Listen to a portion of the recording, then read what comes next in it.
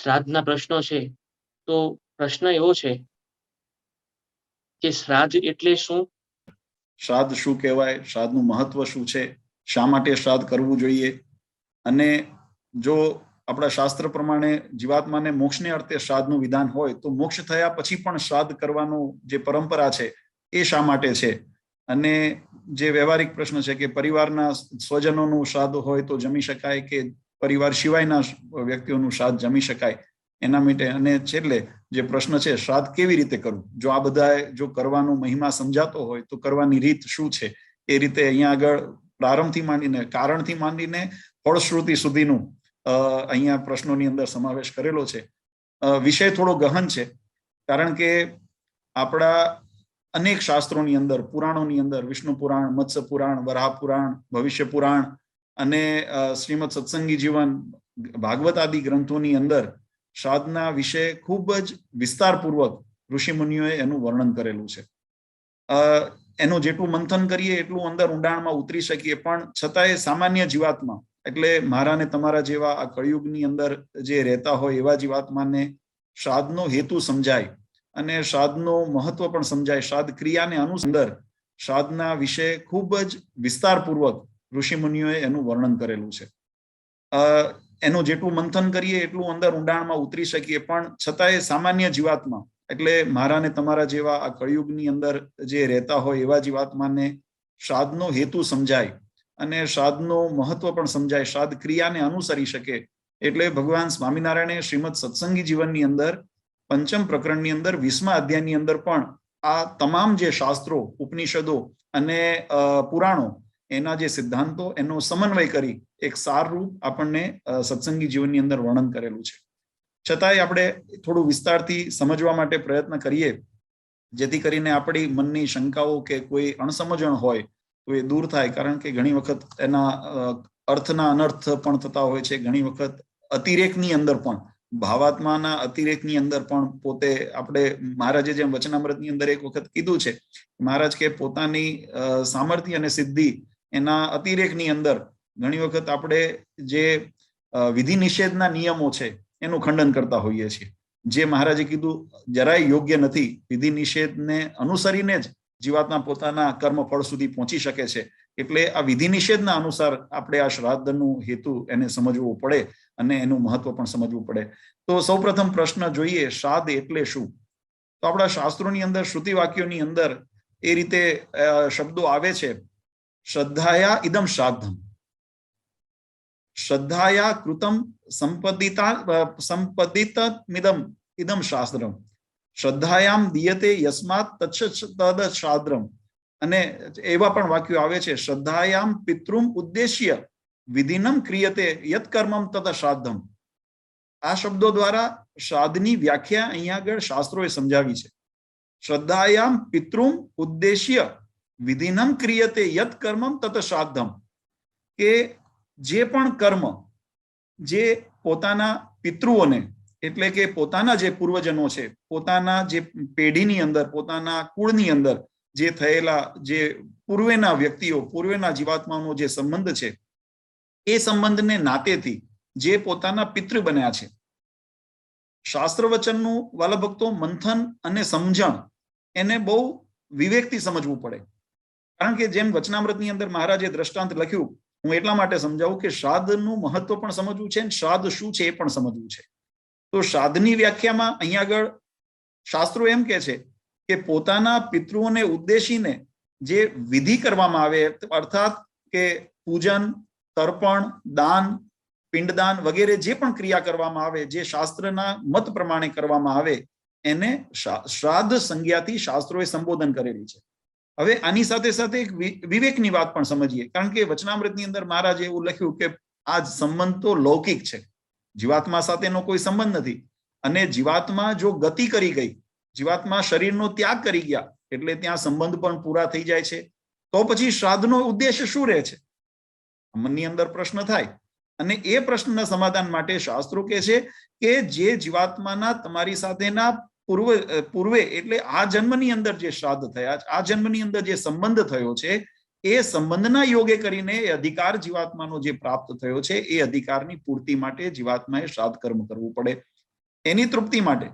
એટલે અહીંયા આગળ પોતાના પિતૃઓને સ્મૃતિની અંદર જે પણ સત્કર્મ કરવામાં આવે, શ્રદ્ધાયામ શ્રદ્ધાથી કરવામાં આવે, પિતૃમ ઉદ્દેશ્ય પોતાના પિતૃઓને ઉદ્દેશીને જે કરવામાં આવે, અને વિધિનમ ક્રિયતે જે વિધિથી કરવામાં આવે, યત કર્મમ તત શ્રાદ્ધમ, એ રીતે અહીંયા શાસ્ત્રોની વ્યાખ્યા કરેલી છે. શાસ્ત્રનું મહત્વ આપણે સમજવું છે તો તે પહેલા પૂર્વે વાલા ભક્તો શાસ્ત્રનો અર્થ સાથે શાસ્ત્રના વિવિધ પ્રકારો પણ જોઈએ. આ વાત એટલા માટે સમજવા જેવી છે કે શ્રાદ્ધના વિધાનનો અને ઉદ્દેશ ઘણી વખત લોકોની અંદર એવી માન્યતાઓ છે અથવા તો એવી ભ્રાંતિ પણ હોય છે કે શ્રાદ્ધ કેવળ જીવાત્માના મોક્ષાર્થે જ એટલે કે મૃત્યુ પછી એક જ વખત કરવામાં આવે છે. આ એક વસ્તુ સમજજો. શ્રાદ્ધનો વિધિ એક જ વખત કરવામાં આવે છે. જીવાત્માનું મૃત્યુ થાય, શરીરનો ત્યાગ કરે એટલે એનું જે વિધિ કરીએ એને જ શ્રાદ્ધ કહેવામાં આવે. પણ આપણે જો શાસ્ત્રને વિશાળ દ્રષ્ટિએ જોઈએ તો એ શાસ્ત્રમત પ્રમાણે શાસ્ત્રના ઉદ્દેશ એ સીમિત નથી બતાવ્યા, અપિતુ આપણા શાસ્ત્રોની દ્રષ્ટિએ શ્રાદ્ધના વિવિધ પ્રકારો પણ બતાવ્યા છે અને તેને ઉદ્દેશીને વિવિધ એના ઉપચારો પણ બતાવ્યા છે અને એ આપણે જાણવા જરૂરી છે. શ્રાદ્ધનો એક મહત્વનો ઉપદેશ છે. આ વસ્તુ બહુ ધીરજપૂર્વક સમજવા પ્રયત્ન કરીએ તો શ્રાદ્ધનો મહત્વનો ઉદ્દેશ એ છે કે જે આપણા પિતૃઓ એટલે કે જે શરીરના સંબંધે કરીને આપણા પરિવારની અંદર, આપણા કુળની અંદર જેનું જોડાણ થયું છે એવા આપણા વડીલો, એને જ્યારે જીવાત્મા એ પંચભૂત શરીરનો ત્યાગ કરે, એ પંચભૂત શરીરનો ત્યાગ કરે અને એ માધ્યમથી, આ પંચભૂતના શરીરના માધ્યમથી જે જીવાત્મા એ શરીર નિર્મિત જે આ જગત છે, વિષય મોહ છે વગેરેના બંધનયુક્ત જીવન જીવ્યા છે અને એના ઋણમાં છે, એ બંધનોની મુક્તિ માટે એના દેહાવસાન પછી જ્યારે શ્રાદ્ધ કરવામાં આવે એટલે જીવાત્મા જ્યારે શરીરનો ત્યાગ કરે અને એના ઋણાનુબંધનમાંથી મુક્ત થવા માટે જે આપણે અગ્નિ સંસ્કાર પછી જે ક્રિયા કરીએ છીએ એને પ્રેત શ્રાદ્ધ અથવા અવ્યય શ્રાદ્ધ વગેરેથી સંબોધવામાં આવ્યા છે. એટલે અહીંયા શ્રાદ્ધનો હેતુ જીવાત્માને મોક્ષની ગતિ આપવા માટેનો છે. પછી જે બીજા પ્રકારો છે એની અંદર એને પણ શ્રાદ્ધ શબ્દથી ઓળખ્યા છે કારણ કે પિતૃને ઉદ્દેશીને કરવામાં આવે છે. એ બંધન સાથે નથી પણ એ શ્રાદ્ધની અંદર હું તમને થોડુંક શાસ્ત્ર પુરાણના દ્રષ્ટાંત સાથે જો વાત સમજાવું તો તમને ખ્યાલ આવશે કે જેમ કે વિષ્ણુ પુરાણની અંદર 3જા અંશની અંદર 13મા અધ્યાયની અંદર બહુ સુંદર સિદ્ધાંત આપણને સમજાયો છે. શ્રાદ્ધના 3 પ્રકાર કરવામાં આવ્યા છે. પ્રેત ક્રિયા એટલે કે જીવાત્માના મૃત્યુ પછી જ્યારે જીવાત્મા એમને ઉદ્દેશીને જે કર્મ કરીએ છીએ જેને પ્રેત શ્રાદ્ધ કહેવામાં આવે છે અથવા તો અવ્યય શ્રાદ્ધ કહેવામાં આવે છે, એની અંદર 3 પ્રકાર આપણા શાસ્ત્રોએ બતાવ્યા છે. પૂર્વાહ ક્રિયા મધ્યમાશ્ચ તથા ચૌવોતરાહ ક્રિયા ત્રિપ્રકાર ક્રિયા સર્વસ્તાસામ ભેદમ શૃણુષ્વ મે. વિષ્ણુ પુરાણની અંદર એમ કીધું છે કે દેહાંત પછી જીવાત્મા દેહનો ત્યાગ કરે. આ પ્રશ્ન થોડો ગહન પૂછ્યો છે એટલે આને સમજવા માટે થોડું ધીરજ પણ રાખવી પડશે, એકાગ્રતા પણ રાખવી પડશે કારણ કે આ વિષય આપણા રોજિંદા જીવન સાથે સંકળાયેલો નથી. કદાચ કોઈને કંટાળા જેવું પણ લાગે પણ પ્રશ્ન પૂછ્યો છે તો ઉત્તર સાંભળો કારણ કે એનાથી આપણું જ્ઞાન વર્ધન થશે. એટલે વિષ્ણુ પુરાણની અંદર એમ કીધું છે પૂર્વા ક્રિયા મધ્યમાશ્ચ તથા ચૌવોતરાહ ક્રિયા ત્રિપ્રકાર ક્રિયા સર્વસ્તાસામ ભેદમ શૃણુષ્વ મે. આપણને 3 પ્રકારના ભેદ અહીંયા આગળ બતાવે છે. કયા કે દેહાંત પછી જે કર્મ કરવામાં આવે છે જીવાત્માના ઉદ્દેશીને તેની અંદર પૂર્વ કર્મ, મધ્યમ કર્મ અને ઉત્તર કર્મ, એ 3 પ્રકારના જે કર્મ છે એના ભેદ બતાવ્યા છે. હવે કેવી રીતે ભેદ છે તો વિષ્ણુ પુરાણ એમ કહે છે આદાહ વાર્યાયુધાદિ સ્પર્શાન ધાતુસ્તાસુમ યા ક્રિયા તા પૂર્વા મધ્યમા માસીમ મસ્યે એકો દૃષ્ટા સંગીતા. અગ્નિદાથી લઈને જે જળ અને શસ્ત્ર આદિના સ્પર્શ પર્યંત જે કર્મ કરવામાં આવે છે એને પૂર્વ કર્મ કીધું છે. આ પ્રેત શ્રાદ્ધના વિભાગ બતાવું છું તો એને પૂર્વ કર્મ કીધું. અને ત્યાર પછીનું જે દર મહિને જે માસિક શ્રાદ્ધ થાય છે એવા 11 માસિક શ્રાદ્ધ એને એકોદૃષ્ટા શ્રાદ્ધ એને મધ્યમ કર્મ કહેવામાં આવે છે. તમને થોડીક આની વ્યાખ્યા સમજાવું. જેને પિતૃ કર્મ કર્યું હશે એને અનુભવ પણ હશે અને ખ્યાલ પણ હશે. ઘણા બધાને માટે નવું પણ હશે પણ પ્રશ્ન પૂછ્યો છે તો હવે એને સાંભળો તો એનો ઉદ્દેશ ખબર પડે. અગ્નિદાહથી જીવાત્માને માટે પોતાના પંચભૂત શરીરનો ત્યાગ કર્યો છે અને જ્યારે પંચભૂત શરીરનો ત્યાગ કર્યો હોય પણ હજુ જ્યાં સુધી કારણ શરીરનો નાશ નથી થયો અને જીવાત્માને મુક્ત પદ પ્રાપ્તિ નથી થઈ ત્યાં સુધી જીવાત્માની યોનિ એ પ્રેત યોનિ તરીકે ગણવામાં આવી છે, એટલે એને પ્રેત શ્રાદ્ધ કીધા છે. અને એની મોક્ષ માટે જે અવ્યય શ્રાદ્ધ કરવામાં આવે છે, જે 10 દિવસના 10 શ્રાદ્ધ કરવામાં આવે છે, એને અવ્યય શ્રાદ્ધ કહેવામાં આવે છે. અને એ ક્યાં સુધી કે જળ અને શસ્ત્ર આદિના સ્પર્શ પર્યંત. એટલે તમને હું એક જો દ્રષ્ટાંત બતાવું, આપણે પિંડનો છેદ કરીએ છીએ 12મા દિવસે. પિંડ જે 10 દિવસના અવ્યય શ્રાદ્ધ બનાવ્યા પછી 12મા દિવસનું શ્રાદ્ધ થયું, એનું પિંડ બન્યો અને એ પિંડને આપણે કોઈ તાંબાના તાળથી, ચાંદીના તાળથી અથવા તો તલવાર વડે, શસ્ત્ર વડે એનું છેદન કરવામાં આવે છે. એટલે એ પ્રક્રિયા ત્યાં સુધી થાય છે ત્યાં સુધી પૂર્વ કર્મ કીધું છે. આ પ્રક્રિયાને પૂર્વ કર્મ કીધું છે. ત્યાર પછી જીવાત્માને તરત જ આ મોક્ષ થયા પછી સપિંડીકરણ થાય એટલે એને પિંડદાનનો અધિકાર નથી મળતો. આપણે જ્યારે પાર્વણ શ્રાદ્ધ કરીએ તો એમાં પહેલે વર્ષે એ મૃત આત્માનો નિમિત્તેનું પિંડ નથી મુકાતું. કેમ નથી મુકાતું? કારણ કે હજુ સપિંડીકરણની અંદર એને એકોદષ્ટ શ્રાદ્ધ એટલે 11 શ્રાદ્ધ જે દર માસે કરવામાં આવે છે, એના દર મહિનાના શ્રાદ્ધનું વિધાન છે. એ દર મહિને શ્રાદ્ધ, જેને આપણે માસિક શ્રાદ્ધ તરીકે ઓળખીએ છીએ.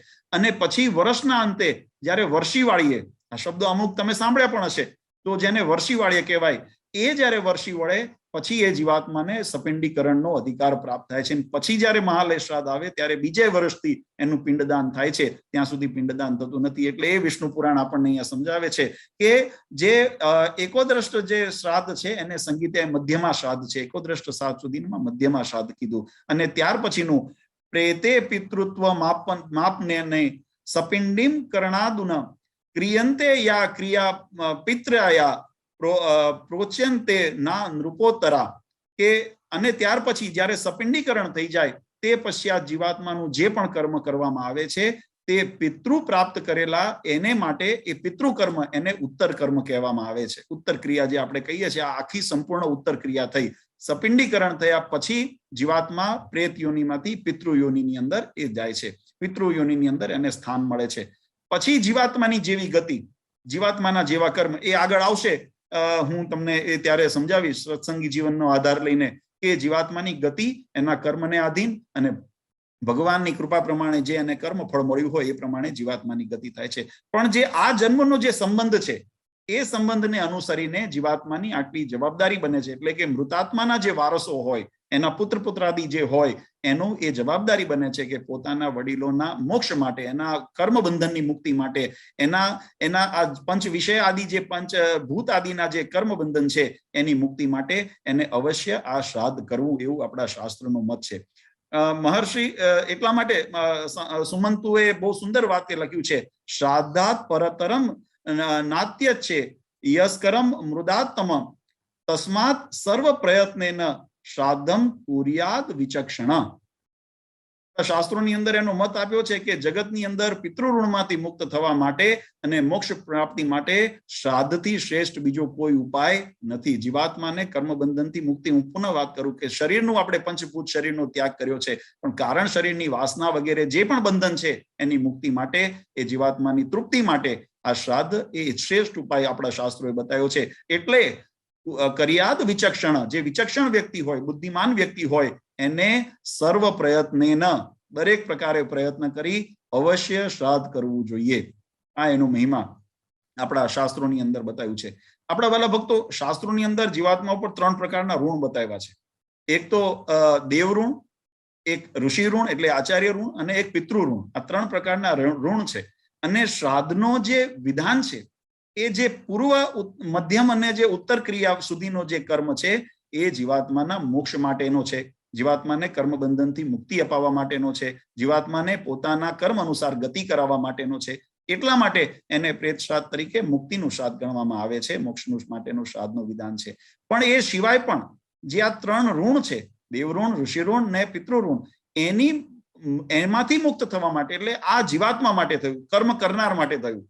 પૂર્વે જે કર્મ થયું એ મૃતાત્મા માટે થયું, મૃતાત્માની ગતિ માટે થયું, અને એ પોતાનું કર્તવ્ય છે, બાળકોનું એટલે પુત્ર પુત્રાદિનું એ કર્તવ્ય છે. પણ હવે પછીનું જે પિતૃ પંક્તિમાં ભળ્યા પછી, સપિંડીકરણ થયા પછીના જે કર્મ આવે છે એ પિતૃકર્મ તરીકે કહેવામાં આવે છે. અને એનો ઉદ્દેશ આપણા શાસ્ત્રોએ બતાવ્યું છે કે એ પિતૃઓની, ઋષિ, દેવ અને આચાર્ય, એની પ્રસન્નતાને અર્થે, એની તૃપ્તિને અર્થે અને પોતાના જીવનની અંદર એમની કૃપા પ્રસાદના ફળ સ્વરૂપે ઉન્નતિ થાય અને પોતાનું પણ કલ્યાણ થાય, પરિવારજનો ઉપર એમની કૃપા દ્રષ્ટિ કાયમ બની રહે, એમની પ્રસન્નતા માટે શ્રાદ્ધનો વિધિ કયો છે. અને એટલા માટે વાલા ભક્તો, આપણા શ્રાદ્ધના જે વિવિધ પ્રકારો છે, શ્રીમદ સત્સંગી જીવનની અંદર પંચમ પ્રકરણની અંદર 20મા અધ્યાયની અંદર ભગવાન સ્વામિનારાયણે એનો સાર બતાવ્યો છે. નિત્યમ નૈમિત્તિકમ કામ્યમ વૃદ્ધિ શ્રાદ્ધમ સપિંડી નામ ગોષ્ઠી શ્રાદ્ધમ પાર્વણમ ચ શુદ્ધિ શ્રાદ્ધમ તથાષ્ટમમ કર્માંગ નવમમ શ્રાદ્ધમ દૈવિકમ દશમ સ્મૃતમ પૌષ્ટિકમ યાત્રીમ ચેત શ્રાદ્ધમ દ્વાદશેતુ. 12 પ્રકારના શ્રાદ્ધ મહારાજ અહીંયા બતાવ્યા. આ શ્રાદ્ધને વિવિધ જો આપણે થોડું સમજીએ, અને એ જ વસ્તુ આપણા પુરાણોમાં પણ કહ્યું છે. અહન્ય હાનિ નિત્યમ સ્યાત કામ્યમ નૈમિતિકમ પુનઃ એકો દૃષ્ટામ વિજ્ઞેય વૃદ્ધિ શ્રાદ્ધમ તુ પાર્વણમ એતદ પંચ વિધિનામ શ્રાદ્ધમ મનુનામ પરિકીર્તિતમ યાત્રાયામ ષષ્ઠમમ ખ્યાતમ તત પ્રયત્નને પાલયેત શુદ્ધેય સપ્તમમ શ્રાદ્ધમ બ્રહ્મણામ પરિભાષિતમ દૈવિકમ ચાષ્ટમમ યત કૃત્વા મુચ્યતે ભયાત. આપણા પુરાણોની અંદર પણ આ શ્રાદ્ધના જે સત્સંગી જીવનની અંદર મહારાજે લખાવ્યા એ પ્રમાણે બતાવ્યા, એ જ શ્રાદ્ધને આપણા પુરાણોની અંદર પણ વિવિધ વિસ્તારથી સમજાવવામાં આવ્યા છે. કેવા પ્રકારના શ્રાદ્ધ બતાવ્યા? તો કે નિત્ય શ્રાદ્ધ, પછી કામ્યા શ્રાદ્ધ એટલે જો કોઈ સંકલ્પ સાથેનો સંકલ્પ શ્રાદ્ધ, પછી નૈમિતિક શ્રાદ્ધ, એકોદ્રષ્ટ શ્રાદ્ધ જે હમણાં આપણે જોયું કે જે 11 શ્રાદ્ધ આપણે મૃત્યુ પછી 10 દિવસ પછીના જે મધ્ય જે શ્રાદ્ધ જેને કરવામાં કીધા છે, પછી વૃદ્ધિ શ્રાદ્ધ, પાર્વણ શ્રાદ્ધ, જે પાર્વણ શ્રાદ્ધ ત્યારે આપણે પિતૃ મહિનામાં કરીએ છીએ. આ પાર્વણ મહાલય શ્રાદ્ધ જેને શાસ્ત્રોની અંદર કીધા છે, એ પાર્વણ શ્રાદ્ધ એ મનુ ઋષિએ કયા છે. મનુ ઋષિએ એ મતને પ્રતિપાદિત કર્યો છે. આ ઉપરાંત પછી યાત્રા શ્રાદ્ધ બતાવવામાં આવ્યું છે. કોઈ તીર્થયાત્રાએ જતા હોય તો તીર્થ ક્ષેત્રની અંદર જઈને પણ શ્રાદ્ધ કરવાનું, એ 6થું શ્રાદ્ધ છે. અને શુદ્ધિ માટે, જીવાત્માને પોતાની શુદ્ધિ માટે એ 7મું શ્રાદ્ધ બ્રહ્માજીએ બતાવ્યું છે. અને 8મું દૈવિક શ્રાદ્ધ જે સર્વ પ્રકારના ભગવાનની દેવના પ્રસન્નાર્થે જે કરવામાં આવે છે, જે સર્વ ભયથી જે દૈવિક ચાષ્ટમ યત કૃત્વા મુચ્યતે ભયાત. આ કરવાથી સર્વ પ્રકારના ભય, એટલે કેવા પ્રકારના ભય? સર્વ કર્મના ભય, બંધનના ભય, કાળના ભય વગેરે ભયથી જીવાત્માને મુક્તિ અપાવે છે. દુઃખના ભય, ત્રિવિધ તાપના ભય, આ સર્વ પ્રકારના ભયથી એ દૈવિક શ્રાદ્ધ એ મુક્તિ અપાવનારું છે. એટલે શ્રાદ્ધનું વિધાન બહુ સુંદર. હજુ આના ઉપરાંત પણ આપણે એક વિધાન આવે છે વિષ્ણુ પુરાણના 3ય અંશની અંદર 13મા અધ્યાયની અંદર બહુ સુંદર બતાવ્યું છે. નાંદી મુખમ પિતૃગણેશનેન શ્રાદ્ધેન પાર્થિવમ પ્રિયતે તતુત કર્તવ્ય પુરુષમ સર્વસ્વ વિદિષુ. જે વિદિષુ એટલે જ્ઞાની જે પુરુષો હોય તે પાર્થિવ, હે પૃથ્વીનાથ, હે રાજન, એ વિષ્ણુ પુરાણની અંદર કહે છે કે સર્વ પ્રકારની અભિવૃદ્ધિ સમયે પિતૃગણો જેના દ્વારા પ્રિયતે એટલે જેનાથી પ્રસન્ન થાય છે એવું નાંદી મુખનું શ્રાદ્ધ કરવું, એવું આપણું વિધાન આપણા શાસ્ત્રોમાં બતાવ્યું છે. કેવા પ્રસંગોની અંદર? તો કન્યા પુત્ર વિવાહેશુ પ્રવેશે ચ વેશ્મન નામકરણ કર્મણિ બાલા નામ ચૂડા કર્માદિ કે તથા સીમંતો નયને ચૈવ પુત્રાદિ મુખ દર્શને નાંદી મુખમ પિતૃગણામ પૂજ્યતે તત્પ્રયતો ગૃહી. કે જ્યારે પુત્રાદિ એટલે કન્યા અને પુત્રના વિવાહ જેવા પ્રસંગ હોય, જ્યારે કોઈ ઘરની અંદર શુભ પ્રસંગ હોય, ગ્રહ પ્રવેશ હોય એટલે કે કોઈ એવા કાર્યો, યજ્ઞ આદિ કાર્યનું હોય, નામકરણ સંસ્કારો એટલે જે આપણા 16 સંસ્કાર જે બતાવ્યા છે એ સંસ્કાર પૈકીના કોઈ કર્મ હોય, ચૂડા કર્મ એટલે મુંડન વગેરે કાર્ય હોય, સીમંત હોય, ઉપનયન હોય, યજ્ઞોપવિત વગેરે ધારણ કરવાને આદિ જે શુભ પ્રસંગોમાં ગ્રહસ્થે નાંદી મુખ શ્રાદ્ધ પ્રયત્નથી કરવું. અને એ જ રીતે વિષ્ણુ પુરાણની અંદર આપણે 3ય અંશની અંદર નિત્ય શ્રાદ્ધનું પણ વિધાન બતાવ્યું છે. આ બધા શ્રાદ્ધ બતાવ્યા છે આ મોક્ષ માટે નથી, આ પ્રસન્નતા અને તૃપ્તિ માટે છે. એટલે કોઈનું એવું કદાચ માનવું હોય કે જે પ્રશ્ન એક આવ્યો કે મોક્ષ થયા પછી શ્રાદ્ધ કરવું કેમ જરૂરી છે, એના અનુસંધાને આ ઉત્તર સમજવો જરૂરી છે કે શ્રાદ્ધનો ઉદ્દેશ્ય કેવળ જીવાત્માનો મોક્ષ નથી. એ મોક્ષ છે, એ ઉદ્દેશ મહત્વનો છે, પણ એ એકોદષ્ટ શ્રાદ્ધ, સપિંડીકરણ શ્રાદ્ધ જ્યાં સુધી થાય ત્યાં સુધીનો એનો ઉદ્દેશ જીવાત્માનો મોક્ષ છે. અને ત્યાર પછી જે પણ શ્રાદ્ધ કરવામાં આવે છે એ પિતૃની તૃપ્તિ અને એની પ્રસન્નતાને અર્થે દેવ આચાર્ય ઋણમાંથી મુક્તિ થવાની માટે કરવામાં આવે છે.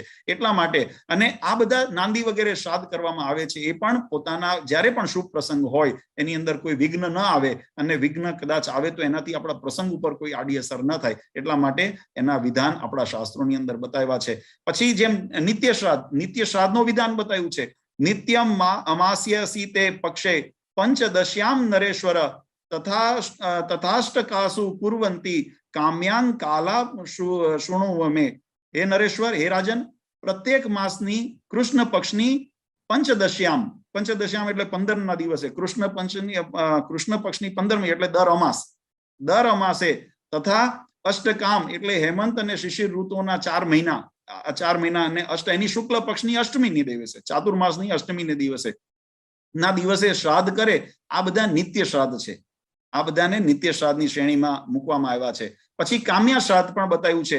જેમ આપણે નાંદી શ્રાદ્ધ જોયું કે શુભ પ્રસંગની અંદર કરવામાં આવે છે. નિત્ય શ્રાદ્ધ આ નિત્ય દિવસો જે બતાવ્યા, વર્ષની અંદર અલગ અલગ દિવસો જે બતાવ્યા, એ દિવસોની અંદર જે શ્રાદ્ધ કરવામાં આવે, નિત્ય જે એના શ્રાદ્ધ છે. પછી કામ્યા શ્રાદ્ધ જે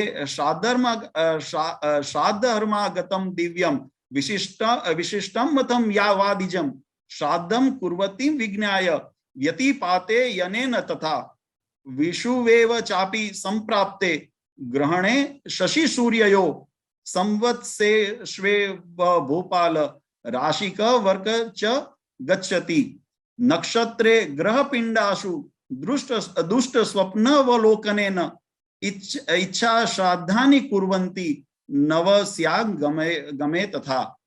આનો અર્થ એવો થયો કે જ્યારે શ્રાદ્ધ કરવા માટે પદાર્થ મળે, જ્યારે એવા શ્રાદ્ધને યોગ્ય ગતમ દ્રવ્યમ, જ્યારે તમારી પાસે એવી સગવડ થાય, જ્યારે સગવડ થાય, જ્યારે થાય ત્યારે કરવું ને, જ્યારે એવી સગવડ થાય, અથવા તો વિશિષ્ટ મથદ વાદ્વિજમ કોઈ એવો પવિત્ર બ્રાહ્મણનો યોગ થાય જે કર્મકાંડને જાણતા હોય.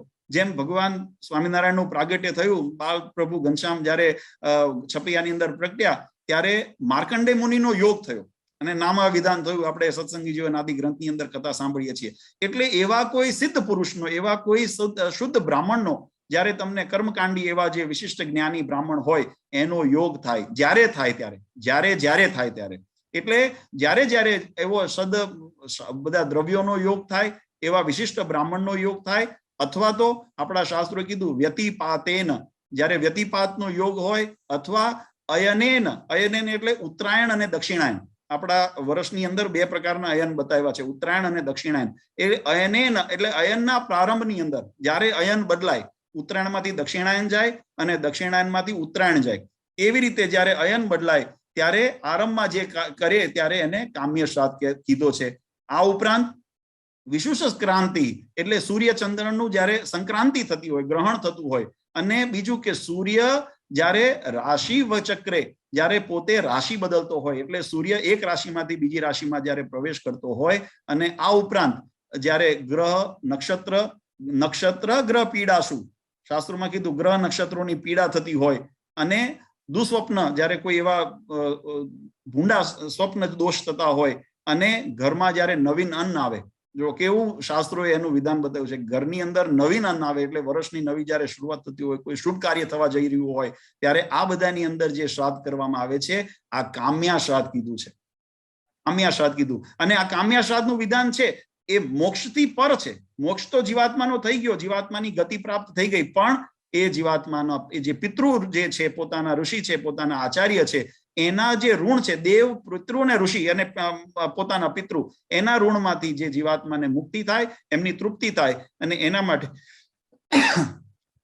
એના માટે જે શ્રાદ્ધ વિધાન કરવામાં આવે છે, અહીંયા કામ્યા શ્રાદ્ધનું પણ આપણા શાસ્ત્રોએ વિધાન બતાવ્યું. જો બહુ ઊંડા ઉતરવા જશો ઘણું થશે, કારણ કે લગભગ 96 પ્રકારના શ્રાદ્ધ આવે વર્ષની અંદર. 96 પ્રકારના શ્રાદ્ધ કરીએ લગભગ, એમાં કોઈ વૃદ્ધિ, કોઈ વધારે યાત્રા થઈ હોય, જેમ આપણે પૂર્વે જોયું તીર્થ શ્રાદ્ધ, તો કોઈ યાત્રાએ ગયા હોય તો તીર્થ શ્રાદ્ધ થાય. એ જ રીતે એટલે પ્રસંગથી વધારે થઈ જતા હોય ત્યારે આ બધા શાસ્ત્રોનું વિધાન આપણા શાસ્ત્રોએ બતાવ્યું છે. અને ભગવાન સ્વામિનારાયણે આ બધાનું સત્સંગી જીવનની અંદર નિરૂપણ કરી, આના વિભાગ બતાવી અને એના સંક્ષિપ્તમાં વિધાનો બતાવ્યા આપણા સત્સંગી જીવન ગ્રંથ 5મ પ્રકરણ 20મા અધ્યાયની અંદર. અને આજ્ઞા કરી, મહારાજે શું આજ્ઞા કરી? આહુમ ક્ષણમ વર્તિમ શ્રાદ્ધાન્યુષય પિતૃ તૃપ્તયે દેશકાલ અનુકૂલે સત્યામ ચા શ્રાદ્ધ સંપદી. જો દેશકાળ અને સંપત્તિ વગેરેની સાનુકૂળતા હોય તો દર વર્ષે પિતૃઓની તૃપ્તિ માટે પિતૃ તૃપ્તયે, અહીંયા મોક્ષ નથી લખ્યું, પિતૃ તૃપ્તયે એટલે શ્રાદ્ધનો જે કોન્સેપ્ટ આપણા ઘણી વખત મનની અંદર હોય છે કે શ્રાદ્ધ માત્ર મોક્ષ માટે કરવામાં આવે છે. હું એમાંથી આ ભક્તોની સમજણને જરા લાવું કે કેવળ શ્રાદ્ધ એના માટે એકોદષ્ટ શ્રાદ્ધ, સપિંડીકરણ શ્રાદ્ધ, પ્રેત શ્રાદ્ધ એનું વિધાન છે. પણ એના સિવાયના જે શ્રાદ્ધ બતાવ્યા છે, કામ્ય શ્રાદ્ધ છે, નૈમિતિક શ્રાદ્ધ છે, નિત્ય શ્રાદ્ધ છે, તીર્થ શ્રાદ્ધ છે, અથવા તો કોઈ એવા જે બીજા પણ જે શ્રાદ્ધ બતાવ્યા એ નાંદી શ્રાદ્ધ છે, આ બધા જે શ્રાદ્ધ છે એ જીવાત્માના પોતાના કલ્યાણને અર્થે અને પોતાના પિતૃ ઋણમાંથી મુક્ત થવાને માટે, પિતૃઓની તૃપ્તિને માટે, એની પ્રસન્નતા માટે આ શ્રાદ્ધ એ બતાવ્યા છે. અને ભગવાન સ્વામિનારાયણે સત્સંગી જીવનની અંદર એ જ આપણને આજ્ઞા કરી કે આ તમામ જે શ્રાદ્ધોનું વિધાન છે એ અમારા આશ્રિતોએ પ્રયત્નપૂર્વક અને કરવું. પણ મેં કીધું એમ કે આ બધા શ્રાદ્ધ ન થાય તો એટલે આપણા શાસ્ત્રકારોએ થોડો વિવેક પણ વાપર્યો કે ભાઈ આ બધા શ્રાદ્ધ તો એવો, કારણ કે દેશકાળને અનુસરીને કરવાનું છે. દેશ, કાળ, સંપત્તિ, શ્રદ્ધા એનું જયારે તમારી પાસે એ વ્યવસ્થા હોય ત્યારે તમે આ બધા શ્રાદ્ધ કરી શકો. પણ બધા કદાચ આખા વર્ષના બધા યોગની અંદર શ્રાદ્ધ ન થાય હોય તો કરવા જ જોઈએ.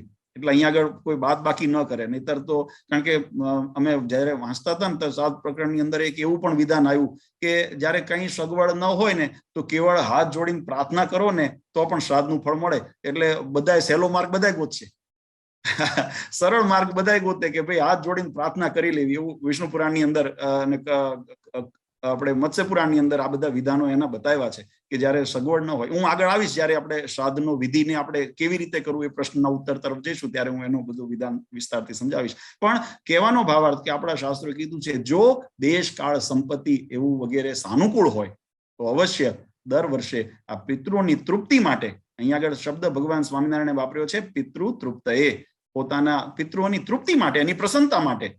તમારો એને મોક્ષની ગતિ, તમારા શ્રાદ્ધની એને જરૂર છે કે નહીં એ પ્રશ્ન નથી.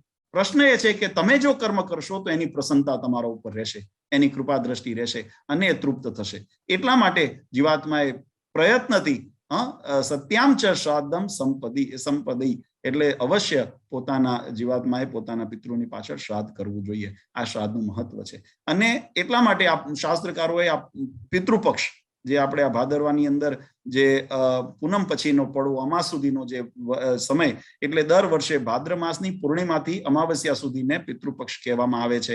અને અથવા તો આને મહાલય પક્ષ પણ કહેવામાં આવે છે, કારણ કે આની અંદર મહાલય શ્રાદ્ધનું વિધાન છે. તેમાં વિશેષ કરીને મહાલય શ્રાદ્ધ એટલે કે આને પાર્વણ શ્રાદ્ધ પણ કહે છે. એટલે પાર્વણ શ્રાદ્ધ એ પોતાના કલ્યાણને અર્થે અને પોતાના પિતૃઓની સંતુષ્ટિ માટે, એમની તૃપ્તિ માટે, એમની પ્રસન્નતા માટે શ્રાદ્ધ કરવાનું આપણા શાસ્ત્રોની અંદર વિધાન છે. શ્રીજી મહારાજે પણ આ સત્સંગી જીવનની અંદર આ વાતની નોંધ લીધી. મહાલયે ગયાયામ ચ વૃદ્ધો ચાન્વષ્ટકાસુ ચ શ્રાદ્ધમ દ્વાદશમ દૈવત્ય શ્રેષ્ઠમ શ્રાદ્ધમ પૌરુષ. આ બધા શ્રાદ્ધોના વિભાગ છે જેની અંદર પિતૃપક્ષમાં જે કરવામાં આવે મહાલય શ્રાદ્ધ જેને કરવામાં આવે છે. ગયાજી જઈને એટલે તીર્થ શ્રાદ્ધ, જે ગયાજી આદિ તીર્થોની અંદર જે એવા પિતૃ તીર્થ છે, માતૃ તીર્થ છે, એની અંદર જે, અને એના ઉપરાંત પણ ઘણી વખત આપણે કોઈ તીર્થ ક્ષેત્રમાં ગયા હોય તો પણ તમે ત્યાં પિતૃઓની પ્રસન્નતાને અર્થે તમે શ્રાદ્ધ કરવાનો અધિકાર જીવાત્માને પ્રાપ્ત છે. એટલે એવા ગયા આદિ જે શ્રાદ્ધ છે, વૃદ્ધિ શ્રાદ્ધ છે, એવા દ્વાદશ દેવતા એટલે આપણે જયારે શ્રાદ્ધ, પાર્વણ શ્રાદ્ધનું જે અહીંયા આગળ અમારે વિધિ થાય છે અને કોઈએ જો દર્શન કર્યા હોય તો તમને ખ્યાલ હશે, અને તમે પણ કદાચ કર્યા હોય તો તમને અનુભવ હશે કે એની અંદર દ્વાદશ દેવતા બતાવ્યા. એની અંદર જો પિતા 3 પેઢી સુધીનો સંબંધ બતાવ્યો છે. પિતા, પિતામહ અને પ્રપિતામહ, એટલે પોતાના પિતા, દાદા અને પરદાદા, 3 પેઢી. એ જ રીતે માતા, માતામહ અને પ્રમાતામહ. પછી એ જ રીતે પિતામહી એટલે કે નાનાના પિતા અને એમના પિતા, 3 પેઢી અહીંયા આગળ. અને એ જ રીતે માતામહી, એ રીતે 3, તો 3 ને 3 6 ને 3 9 3 12, આ 12 દેવતા કીધા. આ પિતૃદેવ જે કહેવાય ને, આ 12 દેવતા. એટલે મહારાજ એટલે કહ્યું શ્રાદ્ધમ દ્વાદશમ દૈવત્વ, આ પ્રકારના જે 12 દેવતા છે એમના માટે. અને 4 અષ્ટકામ, અને તે ઉપરાંત 6 જે પુરુષના શ્રાદ્ધ એ વગેરે શ્રાદ્ધ કરવાનું ભગવાન સ્વામિનારાયણે સત્સંગી જીવનની અંદર પણ ઉલ્લેખ કર્યો છે. ભલા ભક્તો, શ્રાદ્ધ કરવાનું ફળશ્રુતિ શું છે? હું બહુ વધારે આ વખતે વિષય નથી લેવા, પણ આટલા વિષયને જો સમજી લઈએ તો શ્રાદ્ધનું મહત્વ સમજાશે કે શ્રાદ્ધ કેવળ, જે મેં પૂર્વે કીધું કે મોક્ષ સુધી સીમિત નથી, પણ શ્રાદ્ધનો મહિમા તો ત્યાં સુધી બતાવ્યો છે. વિષ્ણુ પુરાણની અંદર 3જા અંશની અંદર આ વાત લખી, બ્રહ્મેન્દ્ર રુદ્રના સત્યમ સૂર્યાગ્નિ વસુ મારુતાન વિશ્વે દેવાન પિતૃગણાન ગણાન વન્યાસી મનુજા પશુન સરીસૃપા ઋષિ ગણાન્ય યચ્છાન્દ યદભૂતમ સંગીતમ શ્રાદ્ધમ શ્રદ્ધામ નિવતઃ પૂર્વિણ પ્રયત્ન ખિલમ જગત. આ શ્રાદ્ધ કરવાથી કેવળ પિતૃઓને જ મળે છે એવું નથી.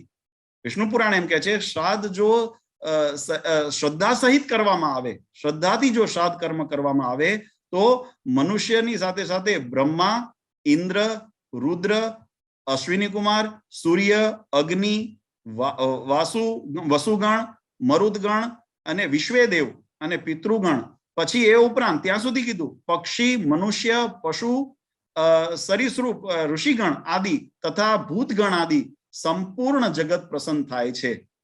આટલું મોટું વિધાન શાસ્ત્રોની અંદર બતાવ્યું છે કે કુર્મ પુરાણમાં તો બહુ સુંદર બતાવ્યું કે યોનેન વિધિનામ શ્રાદ્ધમ કુર્યાત સંયતામ માનસઃ વ્યપેત કલ્મશો નિત્યમ યોગી નામ વર્તતે પદમ.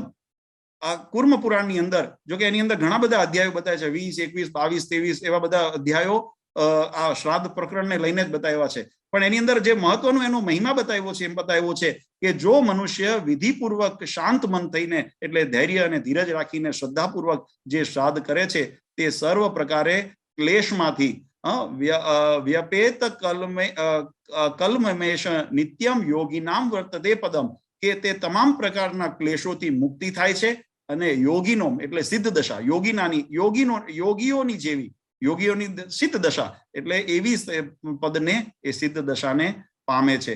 અને બ્રહ્મપુરાણમાં બહુ સુંદર વાત લખી છે, યો વા વિધાંત શ્રાદ્ધમ કુર્યાત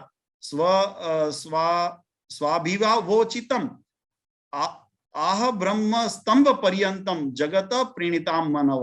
સ્તંભથી જગત પર્યંત, આ જગતથી લઈને સ્તંભ પર્યંતના તમામ જે છે એની અંદર એની તૃપ્તિને એનાથી એ પ્રસન્નચિત્ત થાય છે. આ શ્રાદ્ધનો મહિમા છે. એટલે આ માત્ર પિતૃઓના મોક્ષ માટે, કારણ કે એક પ્રશ્ન જે આવ્યો કે મોક્ષ પછી શ્રાદ્ધ કરવાનું આવશ્યકતા શું છે. શ્રાદ્ધનો વિધિ આપણે સમજ્યા કે શ્રાદ્ધ કેમ કહેવાય, શ્રદ્ધાથી જે પણ પિતૃને ઉદ્દેશીને કર્મ કરીએ એને શ્રાદ્ધ કીધું છે. શ્રાદ્ધના વિવિધ પ્રકારો છે. મોક્ષ માટેનો પણ શ્રાદ્ધનું વિધાન છે, જેને આપણે પૂર્વ, મધ્ય અને ઉત્તર ક્રિયા તરીકે જેને શાસ્ત્રોની અંદર સંબોધન કરવામાં આવ્યું છે. સંપિટીકરણ સુધીના જે શ્રાદ્ધ છે એ મોક્ષ માટેના છે. ત્યાર પછીના જે વિવિધ પ્રકારના શ્રાદ્ધો બતાવ્યા એ પ્રસન્નતા માટેના છે, તૃપ્તિ માટેના છે, એ રાજીપા માટેના છે. અને એ કેવળ પિતૃઓનો રાજીપો નહીં, પણ જેમ આપણે જોયું કે બ્રહ્મરુદ્રો, બ્રહ્મેન્દ્ર રુદ્રના સત્યમ સૂર્યાગ્નિ વરુષ્મામ, જે બ્રહ્મા છે, રુદ્ર છે, ઇન્દ્ર છે, અશ્વિની કુમાર છે, સૂર્ય, અગ્નિ, વસુગણ, મરુદગણ, વિશ્વેદેવ, આ તમામ પશુ પક્ષી બધાને ક્યાં સુધી, તો કે સ્તંભથી, જગતથી લઈને સ્તંભ સુધીનું એટલે મૂળ સુધીનું એ તમામને એની અંદર જગતની અંદર એના પ્રસન્નતાને પ્રણયત્ય ખિલમ જગત, એનાથી એની પ્રસન્નતા થાય છે. એ જ રીતે બ્રહ્મપુરાણની અંદર પણ આ વાત આપણે સમજી. વિષ્ણુ પુરાણની અંદર બહુ સુંદર વાત સમજાવી, એવમ શ્રાદ્ધમ બુદ્ધમ કુર્યાત પિત્રયમ માતામહ તથા શ્રાદ્ધૈર્યાપિતા દુવસ્ય સર્વા કામનામ પિતામહ. જે શ્રાદ્ધ શ્રદ્ધાપૂર્વક કરે છે, બુદ્ધિમાન, બુદ્ધ શબ્દ વાપરે, બુદ્ધિમાન, જે વ્યક્તિ બુદ્ધિથી બુદ્ધિમાન હોય વ્યક્તિ, એ શું કરે તો પુરુષ પ્રયત્નથી પોતે પોતાના પિતૃઓને અને માતામહ, જે આપણે દ્વાદશ દેવ જોયા ને, જે ભગવાન સ્વામિનારાયણે પણ જેને સંબોધીને લખ્યું કે આ દ્વાદશ દેવ કીધા, તો એ જે દ્વાદશ દેવ એમને નિમિત્તે જે શ્રાદ્ધ કરે છે, તે શ્રાદ્ધથી તૃપ્ત થઈને પિતૃઓ તેમની સમસ્ત મનોકામના પૂર્ણ કરે છે. એટલે મનવાંછિત ફળની પ્રાપ્તિ, મનનો રાજીપો, પોતાના કલ્યાણને અર્થે પણ એ શાસ્ત્ર અંદર એનું વિધાન બતાવ્યું છે. માર્કંડેય પુરાણની અંદર અધ્યાય 32 શ્લોક નંબર 37 બહુ સુંદર વાત લખી છે કે શું પ્રાપ્તિ થાય, ફળશ્રુતિ શું થાય, એનું મહિમા આપણે જે સમજવો છે. પ્રશ્ન શ્રાદ્ધનો મહિમા શું છે, તો શ્રાદ્ધની ફળશ્રુતિ શું થાય. જીવાત્માનો જે મૃત આત્મા છે એનો તો મોક્ષ થાય, એ તો એની ફળશ્રુતિ છે, પણ જે કર્મ કરે છે એના ઉપર શું એની ફળશ્રુતિ થાય? તો માર્કંડેય પુરાણ એમ કહે છે, આયુઃ પ્રજામ ધનમ વિદ્યામ સ્વર્ગ મોક્ષમ સુખાની ચ પ્રયચ્છન્તિ તથા રાજ્યમ પિતરઃ શ્રાદ્ધમ દર્પિતા. જે જીવાત્મા, જે વ્યક્તિ પોતાના પિતૃઓનું શ્રદ્ધાપૂર્વક શ્રાદ્ધ કર્મ કરે છે, તેનાથી તૃપ્ત થયેલા પિતૃઓના આશીર્વાદથી શું શું પ્રાપ્તિ થાય છે? શ્રાદ્ધ કરતાને, કર્મ કરનારને શું પ્રાપ્તિ થાય છે? તો દીર્ઘ આયુષ્યની પ્રાપ્તિ થાય છે. પ્રજા એટલે સદગુણ યુક્ત પુત્ર પુત્રી વગેરે જે સંતતિ, પુત્ર સંપત્તિ જેને પ્રજા કીધી આપણે, તો એવી જે સંતતિ, ધન ધાન્ય અને સદવિદ્યા, રાજ્ય અને સ્વર્ગ, આટલું તો મળે, પણ એનાથી એક શબ્દ વધારે લખ્યો માર્કંડેયજીએ. શું લખ્યું? આયુ પ્રજામ ધનમ વિદ્યામ સ્વર્ગ મોક્ષમ સુખાની ચ. એને મોક્ષ પદની પણ પ્રાપ્તિ એ આના કર્મ દ્વારા થાય છે. એટલા માટે એ પિતૃઓની પ્રસન્નતાથી એ જીવાત્માને દીર્ઘ આયુષ્યની પ્રાપ્તિ થાય. પ્રજામ એટલે સદગુણે યુક્ત પુત્ર પુત્રી વગેરેની પ્રાપ્તિ થાય, અને ધન ધાન્ય સદવિદ્યાની પ્રાપ્તિ થાય, રાજ્ય વગેરેની એટલે સુખી થવાય, સમૃદ્ધિ, ભૌતિક જે સુખ છે. રાજ્ય એટલે એવું નથી કે પછી કોઈ ક્યાંકના રાજા જ બની જાવ, તો આટલી મોટી જનસંખ્યાની અંદર બધા રાજા હોય તો પ્રજા કોણ રહે? પણ રાજ્યનો યોગ થાય કે રાજ્ય યોગ મળે, એટલે તમને એવી સુખ સમૃદ્ધિની પણ યશની પ્રાપ્તિ થાય, કીર્તિની પ્રાપ્તિ થાય, સ્વર્ગના જેવા સુખની પ્રાપ્તિ થાય, અને અંતે મોક્ષ પદની પ્રાપ્તિ, સુખની અનુભૂતિ પણ એ પિતૃઓની પ્રસન્નતાથી જીવાત્માને થાય છે. અત્રિ સંહિતામાં ત્યાં સુધી કીધું છે. અત્રિ સંહિતા કે છે, પુત્રો વા ભ્રાતરો વ્યાપી દોહિત્ર પૌત્રકસ્તયઃ પિતૃ કાર્યે પ્રસક્તાયે યાંતિ પરમામ ગતિમ. જે પુત્ર, ભ્રાતા, પૌત્ર અથવા તો દોહિત્ર આદિ પિતૃ કાર્ય શ્રદ્ધાથી જે કરે છે, અને અધિકાર પણ બતાવ્યો કોણ કોણ પુત્ર હોય, ભાઈ હોય, પૌત્ર હોય એટલે દીકરાના દીકરા હોય, દોહિત્ર હોય, અને એ જે શ્રદ્ધાથી પિતૃ કાર્ય કરે છે તે નિશ્ચય યે યાંતિ પરમામ ગતિ, એ નિશ્ચય પરમ ગતિને પ્રાપ્ત કરે છે. અને ત્યાં અત્રિ સંહિતામાં તો એનું વર્ણન ત્યાં સુધી કીધું છે, કેવળ કરનારને તો ફળની પ્રાપ્તિ થાય, પણ એને તો ત્યાં સુધી કીધું છે કે જે વિધિપૂર્વક આ શ્રાદ્ધ કર્મ કરે છે એને તો આ પુણ્ય ફળ મળે, પણ આ શ્રાદ્ધ કર્મ કરવાની સલાહ આપનાર, અને કોઈ શ્રાદ્ધ કર્મ કરતું હોય તો એને અનુમોદન આપનાર કે બહુ સારું કામ કર્યું, ના સારું તમે આ કર્યું બરાબર છે, એવું અનુમોદન આપનારને પણ શુભ ફળની પ્રાપ્તિ થાય છે. આ જે પુણ્ય ફળ છે એની પ્રાપ્તિ અનુમોદન અત્રિ સંહિતા. એટલે આ બધા વિવિધ શાસ્ત્રોનો જો સાર જોઈએ વાલા ભક્તો, તો એનો અર્થ એ થાય કે જે શ્રાદ્ધ કર્મ છે એના જે વિવિધ પ્રકારો છે, એ પ્રકારોનો હેતુ એ જીવાત્માના મોક્ષ માટેનો પણ છે, અને એનાથી વિશેષ જીવાત્માના જે પિતૃ ઋણમાંથી મુક્ત થવા માટે, એટલે પોતાના જે બંધનના કાર્યમાંથી મુક્ત થવા માટે, અને પિતૃઓની પ્રસન્નતા રહે. અને એટલા માટે કેવળ ન કેવળ પુરાણો ઉપનિષદોએ એને પ્રતિપાદન કર્યું છે, પણ ભગવાન સ્વામિનારાયણે પણ સત્સંગી જીવન જેવા ગ્રંથની અંદર અવશ્ય શ્રાદ્ધ કરવું એવી આજ્ઞા જીવાત્માને કરી છે. પ્રયત્નથી પૂર્વક કરવું, એમાં મહારાજે લખ્યું પ્રયત્નથી, એટલે કે તમારી જો દેશકાળ અનુસાર હોય તો અવશ્ય કરવું, દેશકાળ અનુસાર ન હોય તો પછી જે રીતે વિધિ બતાવ્યા છે. હવે આ બધા જે વિવિધ પ્રકારના શ્રાદ્ધો છે એના હેતુ આપણે જોયા કે જુદા જુદા છે, એના પ્રકારો જુદા જુદા છે, એટલે એના વિધિની અંદર પણ ક્યાંક ને ક્યાંક તફાવત જોવા મળે છે. આ શ્રાદ્ધનું જમી શકાય કે નહીં એ પછી આપણે લઈએ. પહેલા શ્રાદ્ધ કેવી રીતે કરવું એ પ્રશ્ન ઉપર જો જોઈએ તો શ્રાદ્ધના પ્રકારની અંદર એના વિવિધ પ્રકારો બતાવ્યા છે. તો એની અંદર મહત્વનું જે છે કે એની અંદર એક તો પોતાના જે વિષ્ણુ ભગવાનનું જે પૂજન કરવામાં આવે, દેવનું પૂજન કરવામાં આવે, ત્યાર પછી ઋષિનું પૂજન કરવામાં આવે, એનું સ્થાપન કરવામાં આવે, અને એ ઋષિના પછી પોતાના પિતૃઓનું પૂજન કરવામાં આવે, અને એ પિતૃઓના પૂજનની અંદર પિંડદાન છે, તર્પણ છે, અને એમના નિમિત્તે બ્રાહ્મણને ભોજન છે, એના નિમિત્તે દાન છે, આ વગેરે વિવિધ વિસ્તારો, એટલે દરેકના જુદા જુદા છે. હવે એને માટે જો ડિટેલ જોવું હોય તો આપણે કોઈક વખત અલગથી એની આયોજન કરવું પડશે, પણ આ સમગ્રનું જો હું તમને એક સારાંશ બતાવું તો એના વિવિધ પ્રકારો છે. એની અંદર તર્પણ, પિંડદાન, વિષયદાન, બ્રાહ્મણ ભોજન, આ બધા પ્રકારના વિવિધ વિધાનો બતાવ્યા છે. દાનની અંદર પણ એના વિવિધ પ્રકારો બતાવ્યા છે. સુવર્ણ દાન, રજત દાન, રત્નોના દાન, ગાયનું દાન, ભૂમિદાન વગેરે અલગ અલગ પ્રકારના એની અંદર સંકલ્પો બતાવ્યા છે. પણ અંતે નિચોડ બતાવ્યું છે, કારણ કે જેમ સત્સંગી જીવનમાં લખ્યું, મહારાજે કીધું દેશ, કાળ અને સમૃદ્ધિ, પોતાની સ્થિતિ એને અનુસરીને જીવાત્મા એમાંથી ચયન કરી શકે. એટલે ન કરવું એવું નથી, વિધાન છે, પણ તમારે તમારી શ્રદ્ધા અને શક્તિ પણ જોવાની છે. અને અમુક શ્રાદ્ધો છે એમાં માત્ર તર્પણ કરવાનું હોય છે, પિંડદાન નથી કરવાનું હતું. જેમ અમુક શ્રાદ્ધની અંદર પિંડદાન સહિતનું શ્રાદ્ધ છે, જેમ અત્યારે પારોણ શ્રાદ્ધ ચાલે છે, મહાલય શ્રાદ્ધ ચાલે છે, એમાં પિંડદાન સહિત શ્રાદ્ધનો નિયમ છે. તીર્થ શ્રાદ્ધ કર્યું હોય તો એની અંદર પિંડદાન સહિતનું શ્રાદ્ધનો વિષય છે. જેમ નાંદી શ્રાદ્ધ કરતા હોય તો એમાં પિંડદાન કરવું અવશ્ય નથી, કેવળ તર્પણ કરવાથી એનો એ શ્રાદ્ધનો વિષય છે. એટલે અલગ અલગ પ્રકારના એની અંદર એ વિશેષ જે બ્રાહ્મણ આપણને કર્મ કરાવતા હોય એની પાસેથી આપણે સમજવું પડે, જેવા પ્રકારનું શ્રાદ્ધ કરતા હોઈએ એ પ્રકારે એના કર્મ આવે. પણ સારાંશ જો જોઈએ તો પોતાના પિતૃને ઉદ્દેશીને એના જે ઉપચાર, જે દ્રવ્યો બતાવ્યા છે, જેમ તલ છે, દર્ભ છે, પંચામૃત છે વગેરે, જે એના જે પ્રમાણિત જે એના સાધનો અથવા તો એના જે દ્રવ્ય બતાવ્યા છે, એને યુક્ત જ્યારે જે કર્મ કરવામાં આવે છે એના દ્વારા જે વિધિ વિધાન જે શ્રાદ્ધને અનુલક્ષીને હોય એની અંદર કરવાના વિધાન છે. પણ વિશેષ મેં કીધું એમ કે એમાં બધા પ્રકારના શ્રાદ્ધની અંદર વિધાન બતાવ્યા છે. એમાંથી જીવાત્માને પોતાના, વ્યક્તિએ પોતાના સામર્થ્ય અનુસાર, શ્રદ્ધા અનુસાર, આજે ઘણી વખત જેમ વિદેશની અંદર રહેતા હોય તો એની અંદર આ પછી શ્વાન ભાગ કાઢવો, ગૌગ્રાસ કાઢવો, આ બધા એની અંદર એના વિભાજનો બતાવ્યા છે. એ જ રીતે એને જમાડવા, બ્રાહ્મણને ભોજન કરાવવું, આ બધા વિધાન છે. એટલે કોઈ જેવી જેની શ્રદ્ધા એ પ્રમાણે ભોજન કરાવી શકે છે, જેવી જેની શ્રદ્ધા એ પ્રમાણે શ્વાન ભાગ, ગૌગ્રાસ વગેરે કાઢી શકતા હોય છે. દાનનો પણ ખૂબ મહિમા બનાવ્યો, અન્નદાન વગેરેનો પણ એની અંદર મહિમા બતાવ્યો છે. દક્ષિણાનો પણ એની અંદર મહિમા બતાવ્યો છે. બ્રાહ્મણને કેવળ દક્ષિણા, આપણા પુરાણની અંદર ત્યાં સુધી લખ્યું કે જ્યારે બીજી કોઈ સંપત્તિ અથવા તો પોતાની પાસે એવા ઉપચારો અવેલેબલ ન હોય તો તમે એ નિમિત્તે બ્રાહ્મણોને કેવળ ભોજન કરાવી દો, અથવા તો એને દક્ષિણા તમે એ નિમિત્તે આપી દો, અથવા તો કાચું સીધું તમે દાન કરી દો. તો આ પણ બધા શ્રાદ્ધના વિધાનોની અંદર સમાવેશ થાય છે. એટલે જેને જે અનુસરીને જે પોતે કરી શકે એમ હોય એ રીતે એને કરવું. પણ એક વચનામૃતની અંદર આપણે પહેલા જોયું હતું ને સત્સંગી જીવનની અંદર પણ મહારાજે લખ્યું કે પોતાની સ્થિતિ હોય ને ન કરો તો એ ચોરી કહેવાય.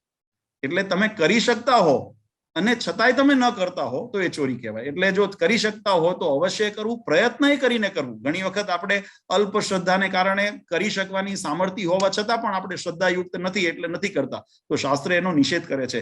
તો એવું જે પોતે ચોરી કરીને અથવા તો પોતાના કર્તવ્યથી પોતે નથી એનું પાલન કરતા તો એને દોષ બતાવ્યો છે. ઘણી વખત એવા પણ અભિપ્રાયો છે. અમને યાદ છે કે એક વખત અમારા કાશીની અંદર એક વિદ્વત સભા થઈ હતી અને એની અંદર શાસ્ત્રાર્થ થયો હતો. બહુ વિદ્વાન આપણી ભારતીય જે વિદ્વાનોની જે પંક્તિની અંદર જેને સર્વશ્રેષ્ઠ સ્થાન મળે છે, કરપાત્રીજી મહારાજ એના અધ્યક્ષ પદ ઉપર હતા. મારા નાના એની અંદર ઉપાધ્યક્ષ તરીકે અતિથિની અંદર હતા. અને એની અંદર બધા ધર્મના આચાર્યો એની અંદર ઉપસ્થિત હતા, વિદ્વાનો ઉપસ્થિત હતા. અને એના ઉપર આ ચર્ચા થઈ હતી કે એક શાસ્ત્રની અંદર એવો મત આવે છે કે ગયાજી શ્રાદ્ધ કર્યા પછી શ્રાદ્ધ કરવાની કોઈ જરૂર રહેતી નથી. એટલે એના ઉપર શું છે કે, કારણ કે ઘણી વખત એમ થાય, જે હમણાં એક પ્રશ્ન આવ્યો ને, મોક્ષ થયા પછી શ્રાદ્ધ શા માટે? છેલ્લે શ્રાદ્ધ જીવાત્માનું છેલ્લું શ્રાદ્ધ ગયાજી બતાવ્યું છે. હવે ગયાજી શ્રાદ્ધ થઈ ગયું તો મોક્ષ થઈ ગયો જીવાત્માનો, પછી શ્રાદ્ધ શા માટે? એટલે એને અંદર બહુ સંવાદ થયો હતો. એની અંદર પછી એવો નિર્ણય લીધો બધા વિદ્વાનોએ અને બધા આચાર્યોએ ભેગા થઈને કે જે શ્રાદ્ધ છેલ્લે ગયાનું છે એ ક્રમની અંદર બતાવ્યું છે કે મોક્ષની અંદર જે વિવિધ શ્રાદ્ધો બતાવ્યા છે એની અંદર સર્વશ્રેષ્ઠ ને અંતિમ શ્રાદ્ધ ગયાજીનું બતાવ્યું છે. પણ એવો અર્થ નથી થતો કે ગયાજીનું શ્રાદ્ધ કર્યા પછી શ્રાદ્ધ ન થઈ શકે. કારણ કે જો એ કરવા જઈએ તો આ જે વર્ષના 96 શ્રાદ્ધ બતાવ્યા, નિત્ય શ્રાદ્ધ, કામ્ય શ્રાદ્ધ, નૈમિતિક શ્રાદ્ધ, તીર્થ શ્રાદ્ધ, એ તો કાયમ જીવાત્માને યોગ થાય છે. તો એવો યોગ થાય ને કોઈ કરવા ઈચ્છે અને જો કોઈ કરે તો એમાં દોષ નથી. એટલે એનું તાત્પર્ય એવું થયું કે ગયાજી જેને શ્રાદ્ધ કરી દીધું છે એ શ્રાદ્ધ કર્યા પછી જો કદાચ તમે ન કરી શકો, અન્ય શ્રાદ્ધ તમે ન કરી શકો, જેમ ઉત્તરાયણ દક્ષિણાના શ્રાદ્ધ છે, આ બધા જે શ્રાદ્ધો છે એ તમે ન કરો તો એનો દોષ નથી. તમે ન કરો તો એનો દોષ નથી. જો ગયાજી શ્રાદ્ધ ન કર્યું હોય અને તમે જો આ શ્રાદ્ધ ન કરો, પારવણ વગેરે શ્રાદ્ધ છે, આ નિત્ય નૈમિતિક શ્રાદ્ધ છે, જો તમે ન કરો તો એનો દોષ લાગે છે, જીવાત્મા ઉપર એનું ઋણ બંધન રહે છે. અને એ ઋણ બંધનમાંથી જીવાત્મા મુક્ત નથી થઈ શકતો. એટલે એનો તાત્પર્ય એવો થયો કે જે ગયાજીનું શ્રાદ્ધ કર્યું ત્યાર પછી જે શ્રાદ્ધ કરવાના જો વિધાન છે એ વિધાન જીવાત્માને ઉપર છોડ્યા છે કે જો તમે કરી શકો તો અવશ્ય કરવા, પણ જો કદાચ ન કરી શકો તો એનો દોષ નથી, એવું ત્યાં શાસ્ત્રાર્થનું પરિણામ આવ્યું હતું અને એ પ્રમાણે આપણે કરીએ છીએ. એટલે આ વિધાનથી આપણે જો જોઈએ તો એ શ્રાદ્ધનું કર્મ એ અવશ્ય કરવું જોઈએ અને કરવાનો અધિકાર છે. શ્રદ્ધા અને પોતાની શક્તિ હોય એવી તમને સવલત પ્રાપ્ત થઈ હોય અથવા તો એના જે દ્રવ્ય છે યજ્ઞ માટે, પૂજા માટે વગેરે જે પણ આપણને દાન દક્ષિણા માટે, પૂજા માટે જે દ્રવ્યો છે એ બધી વસ્તુની જો પ્રાપ્તિ થઈ શકે એમ હોય તો અવશ્ય શ્રાદ્ધ કરવું જોઈએ. અને અન્યથા જો પોતાની શ્રદ્ધા શક્તિ ન હોય તો એ ગૌણ છે. ગૌણ એટલા માટે છે કે શ્રદ્ધા શક્તિ અને સામર્થ્ય અને એવો સમય એની અનુકૂળતા નથી, માટે તમે જો એના માટે કોઈ શ્રાદ્ધના નિયમથી કરો તો તમે કેવળ પ્રાર્થના વગેરે પણ કરો તો પિતૃઓ અને ભગવાન બધા રાજી થાય છે, કારણ કે તમારી સ્થિતિને સમજે છે. એ જડ નથી, એ એવા દુરાગ્રહી નથી, એ તમારી શ્રદ્ધાને જોવે છે, ભાવનાને જોવે છે. અને એટલા માટે પહેલો શબ્દ જે આપણે લીધો, શ્રાદ્ધ કોણે કીધું? તે શ્રદ્ધાયામ કુર્વતી, જે શ્રદ્ધાથી કરવામાં આવે, હા, એવું જે કર્મ છે એને શ્રાદ્ધ કીધું. એટલે શ્રદ્ધાને અનુરૂપ જે જીવાત્મા કામ કરે તો એને શ્રાદ્ધ કીધું. તો એ રીતે આ જે પહેલા 3 પ્રશ્નો હતા એની અંદરનો મારા ખ્યાલથી આપણે સંક્ષિપ્તની અંદર સમન્વય થયો. અને ઘણી વખત એક તર્ક એવો પણ આવે છે કે શ્રાદ્ધ તો ભગવાનના ધામમાં જેનો મોક્ષ થઈ ગયો પછી શ્રાદ્ધ કર્યું તો કોણે પહોંચે? પણ ભગવાન સ્વામિનારાયણે જે સત્સંગી જીવનની અંદર વાત લખી છે એ વાતને જો આપણે જોઈએ તો સત્સંગી જીવનની અંદર મહારાજે બહુ સ્પષ્ટ લખ્યું છે કે હું તમને સત્સંગી જીવનનો શ્લોક બતાવું કે જીવાત્માને મોક્ષ પદની પ્રાપ્તિ થઈ હોય તો પણ શ્રાદ્ધ કરી શકાય છે અને કરે તો એમાં કોઈ દોષ પણ નથી ને એનો તો રાજીપો મળે છે. કેવી રીતે? તો સત્સંગી જીવન એમ કે છે, દેવો યદિ પિતા જાત શુભ કર્મા અનુયોગત તસ્યાન મૃતમ ભૂત્વા નૂનમ તત્રોપતિષ્ઠતે મૃતત્વે ભોજય રૂપેણ પશુત્વે ચ તૃણા ભવેત શ્રાદ્ધાદનમ વાયુ રૂપેણ નાગ્ન દેવો ય ગચ્છતિ. સત્સંગી જીવનની અંદર ભગવાન સ્વામિનારાયણે પંચમ પ્રકરણના 20મા અધ્યાયની અંદર 84, 85, 86, 87 શ્લોકની અંદર એમ વિવરણ કર્યું કે જો પોતાના પિતા એટલે કે પિતૃઓ શુભ કર્મના યોગથી દેવ થયા હોય એટલે કે ધામને પામ્યા હોય તો શ્રાદ્ધમાં આપેલું અન્ન અમૃત થઈને તે દેવલોક, તે દેવ ભાવને પામેલા પિતાને પ્રાપ્ત થાય છે. એ કેવું થઈને પહોંચે છે? આપણે અહીંયા શ્રાદ્ધમાં જે પણ એના નિમિત્તે બ્રાહ્મણ ભોજન કરાયું હોય કે આપણે પિંડદાન કર્યું હોય, ગૌદાન કર્યું હોય, જે પણ આપણે કર્યું હોય એ અન્ન અમૃત થઈને એ પિતૃ સુધી પહોંચે છે. એટલે આ નાતો કેવો છે? અને એટલા માટે ઘણી વખત આપણે કહીએ છીએ ને આ લોકમાં જેમ ભેગા છે ને ભગવાનના ધામમાં ભલે સંબંધ છે કે નહીં, એ મુક્ત સંબંધ છે. સંબંધ તો છે પણ એ ભૌતિક સંબંધ નથી, એ મુક્તનો સંબંધ છે. અને મુક્તના નાતે એ આપણું જે પણ અહીંથી દાન કરેલું છે એ અમૃત ભાવ પામીને ત્યાં પિતૃ સુધી એ પહોંચે છે. અને જો શ્રાદ્ધ અન્ન પિતા જો મનુષ્ય ભાવને પામેલા હોય તો અન્નરૂપ થઈને તેને પ્રાપ્ત થાય છે. કદાચ હજુ કોઈ કર્મ બંધન વશાત મોક્ષ નથી થયો, મનુષ્ય આદિ લોકની અંદર હજુ ભટકે છે, તો એને એ મનુષ્ય આદિ લોકની અંદર જયારે ભટકતા હોય ત્યારે એને અન્ન બનીને એને એ પ્રાપ્ત થાય છે. એ પછી અન્ય રૂપે અન્ન બનીને એને પ્રાપ્ત થાય છે. અને જો પશુ યોનિની અંદર ગયા હોય, આપણા જે પિતૃઓ હોય, મોક્ષ ન થયો હોય અને કર્મ બંધન અનુસાર કોઈ પશુ યોનિની અંદર, અન્ય કોઈ યોનિની અંદર પામ્યા હોય તો સત્સંગી જીવન એમ કે છે કે પશુ યોનિમાં ગયા હોય તો તેને તૃણ એટલે ઘાસ બનીને તેને મળે છે. અને સર્પ યોનિની અંદર ગયા હોય તો તેને વાયુ રૂપે પહોંચે છે. આ પ્રમાણે શ્રાદ્ધ સર્વ પશુ પક્ષ્યાદિ યોનિ માત્રમાં તે ભોજ્ય રૂપે થઈને પ્રાણીઓને પામે છે. જે રૂપમાં જે યોનિની અંદર હોય એ આપણે કરેલું દાન એ ત્યાં સુધી એ રૂપમાં થઈને એને પ્રાપ્ત થાય છે. માટે શ્રાદ્ધ પ્રયત્નથી કરવું જ, એવું સત્સંગી જીવનની અંદર મહારાજે વિધાન બતાવ્યું છે. એટલે કહેવાની પાછળનો વાલા ભક્તો ભાવાર્થ એ છે કે પિતૃ ઋણમાંથી મુક્તિ થવા માટે, પિતૃની તૃપ્તિ માટે અને પિતૃના મોક્ષાર્થે અને પોતાના કલ્યાણને અર્થે પણ શ્રાદ્ધનું વિધાન આપણા શાસ્ત્રોએ બતાવ્યું છે. હવે એક જે પ્રશ્ન હતો જે વચ્ચે આપણે છોડ્યો હતો કે જો શ્રાદ્ધ, કારણ કે આપણા પુરાણોની અંદર પણ આજે મેં વાત લખીને એમાં લખ્યું યદ આહારમ ભવત્યેત પિતરો યત્ર યોનિષુ તાસુ તાસુ તદાહારમ શ્રાદ્ધ અન્ય નોપતિષ્ઠતિ.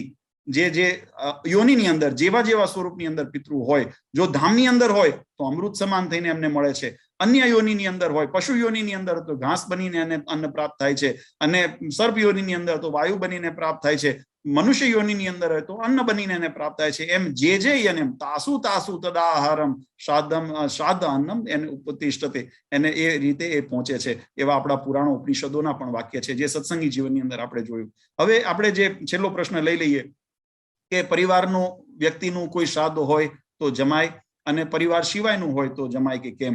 તો એની અંદર બે વિધાન છે. એક તો જે પ્રેત શ્રાદ્ધ છે, જેને આપણે એક વખત પૂર્વે પ્રશ્ન આવ્યો હતો, જો ભક્તોને યાદ કદાચ એને સ્મૃતિ કરજો, તો એની અંદર પ્રશ્ન આવ્યો હતો કે આપણે એકાદશાનું, 12માનું શ્રાદ્ધનું અથવા તો શ્રીમંત વગેરેનું ભોજન જમવાનું આપણા શાસ્ત્રોની નિષેધ છે. જો કે એમાં તે વખતે મેં વિસ્તારથી કીધું હતું, પણ અત્યારે સંક્ષિપ્તની અંદર એને જરા યાદ કરાવી દઉં તો આપણા શાસ્ત્રોની અંદર, ખાસ કરીને નિર્ણય સિંધુની અંદર, જે ભારતીય સનાતન દર્શન શાસ્ત્રો, આપણા જે સનાતન ધર્મો છે એના માટે એક પ્રમાણિત ગ્રંથ ગણવામાં આવ્યો છે. એ નિર્ણય સિંધુની અંદર એનું વિધાન બહુ સ્પષ્ટપણે બતાવ્યું છે કે શ્રાદ્ધમ વિશિષ્ટમ ભોક્તારમ સ્તેવૈવ નિરયગામિનઃ સ ગોત્રાણામ સકુલ્યાણામ જ્ઞાતિનામ ચ ન દોષમ કુર્યતિ ત્રતેત ભોક્તે. કે પોતાના સગોત્ર હોય, જે પ્રશ્ન છે પરિવારના જનોનું ખવાય, તો જો સગોત્ર હોય, પોતાના કુલ હોય, કુળનું જો ભોજન હોય, અને જો પોતાના જ્ઞાતિજનોનું, એટલે જે એક કુટુંબનું જે જ્ઞાતિ બંધુ જેને કહેવામાં આવતા હોય છે, એવાનું જો અન્ન હોય તો એને જમવામાં દોષ નથી, એવું નિર્ણય સિંધુએ કીધો છે. એટલે એનાથી અન્યત્ર કોઈ જો પારકાનું હોય, જે બીજો પ્રશ્ન છે કે પરિવાર સિવાયનું કોઈનું જો શ્રાદ્ધનું અન્ન હોય તો એના માટે યથાધિકાર, જેને અધિકાર પ્રાપ્ત છે એવા વ્યક્તિઓ એ ભોજન જમી શકે. અર્થાત કે એના કુળના માણસો, એના પરિવારના જે જનો, એના જે જ્ઞાતિજનો હોય, બંધુઓ હોય, એ એનું અન્ન જમી શકે. અન્યથા કોઈ જે એના બ્રાહ્મણો હોય, જેને એ નિમિત્તે બોલીને આમંત્રણ આપીને જેને અધિકાર આપવામાં આવ્યો, અથવા તો જેના કાંડું બાંધવામાં આવ્યું હોય, એવા બ્રાહ્મણો એનું ભોજન જમી શકે. અન્યત્રથી એ ભોજન જમાય નહીં. એટલે પોતાના પરિવારજનો હોય તો એમાં જમવાનો દોષ. સગોત્રમ સકુલ્યાનામ જ્ઞાતિનામ ચ ન દોષ, એવું લખ્યું કે પોતાના સગોત્ર હોય, પોતાના કુળના હોય અને પોતાની જ્ઞાતિના હોય, તો એટલાનું તમે જો ભોજન શ્રાદ્ધનું નિમિત્તનું હોય અને તમે કદાચ જમો તો એની અંદર દોષ નથી. પણ એ સિવાયના જો તમે હોય તો એની અંદર જમવામાં દોષ છે.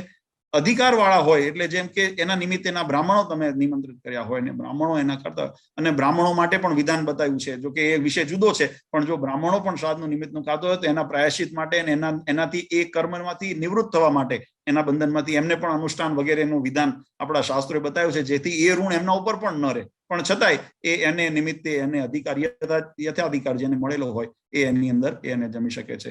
તો હું આશા રાખું છું કે વિષય થોડો ગહન હતો અને ઊંડાણ બહુ છે, કારણ કે અમે પણ જયારે એનો અભ્યાસ કરતા હોઈએ કે જયારે ઊંડા ઉતરતા હોઈએ ત્યારે મેં કીધું એ પ્રમાણે મત્સ્ય પુરાણ, કુર્મ પુરાણ, ભવિષ્ય પુરાણ, વિષ્ણુ પુરાણ અને ઉપનિષદ, કઠોપનિષદ, ત્રેતાતરય ઉપનિષદ અને ભાગવત, સત્સંગી જીવન, આ બધા, અને નિર્ણય સિંધુ, ધર્મ સિંધુ, આ બધા ગ્રંથોનું જયારે સમન્વય કરવા જઈએ ત્યારે એનો વિસ્તાર ઘણો થઈ જાય. ઘણા પુરાણોની અંદર તો 3-3, 4-4 અધ્યાયની અંદર એના વર્ણન કરેલા છે. દરેક રીતે એની અંદર કેવા પરિસ્થિતિની અંદર કેવું શ્રાદ્ધની અંદર શું વિધિ ને બધું બહુ સુંદર વર્ણન કરેલું છે. જ્ઞાન માટે અમે પણ અભ્યાસ કરીએ તો આપણને આનંદ થાય. પણ સંક્ષિપ્તની અંદર ભગવાન સ્વામિનારાયણે સત્સંગી જીવનની અંદર એનો સાર આપણને આપી દીધો. એટલે વિશેષ જો એને સમજવું હોય તો સત્સંગી જીવન 5મ પ્રકરણ અને 20મો અધ્યાય શાંત ચિત્તે વાંચજો, તો એમાં પણ તમને બધાને ખ્યાલ આવશે કે શ્રાદ્ધના પ્રકારો કયા છે અને શ્રાદ્ધ કરવું કેમ આવશ્યક છે. એટલે શ્રાદ્ધ કરવું જોઈએ. શ્રાદ્ધ માત્ર ને માત્ર મોક્ષ માટે છે એવો કોઈ સીમિત એનો નિયમ નથી. એ મોક્ષ માટે છે, એના શ્રાદ્ધના વિધાન જુદા છે.